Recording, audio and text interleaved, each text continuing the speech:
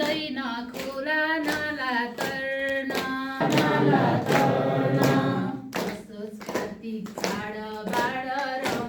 असोज कार्तिक चाडबाड रमाइलो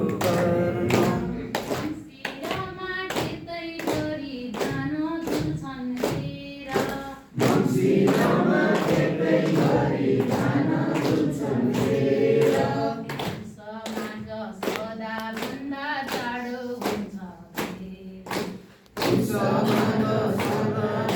टाढो हुन्छ फागुन चैत मन्द जाडो मन्द गर्मी हुन्छ